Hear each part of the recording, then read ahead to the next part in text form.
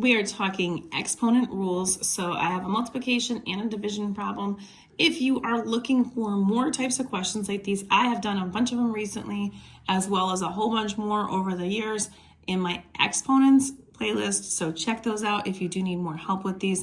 We are going to get into everything. When we have the same base, meaning the big number in exponents, we can combine these multiplying just like we normally would. Now, whether it's a variable or whether it's just numbers, what we're really doing is we're saying whatever that base is, we're multiplying it by whatever that little exponent is. So in this case, we're saying 2 to the third power is like me writing 2 times 2 times 2. So 2 times 2 times 2 is the exact same thing as me saying 2 to the third power.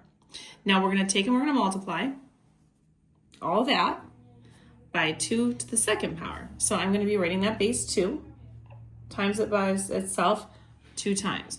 So I've got 3 2's right here. I've got the 2 2's right here.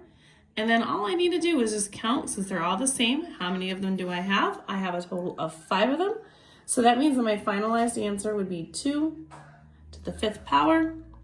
And what the rule is here is if you have the same base, you take these two exponents and you just add them together. And so 3 plus 2 gives me that 5. So that's how you do the exponent rule when you're multiplying the same bases. Now let's take a look at division. When you are dividing, you essentially are going to have, this is saying 3 times itself 4 times. So if I write it out long and expanded form, we would agree that 3 times itself 4 times is written out 4 times over 3 to the second power, which is 3 times 3. So now what we do here is every 3 that we have up here and every 3 that we have down here, they are going to cancel each other out with leaving me with 1 there. So that's going to cancel, that one's going to cancel. Then I can't check out how many of them I have left. I still have 2 remaining, and there are 2 up here in the numerator. So my finalized answer will be 3, and because there's 2 of them, the exponent is 2.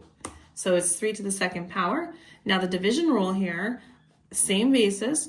What we do with the exponents here, instead of adding like we did over here with multiplying, just gets tricky, you subtract 4 minus 2. So 4 minus 2, which is those exponents, you get 2.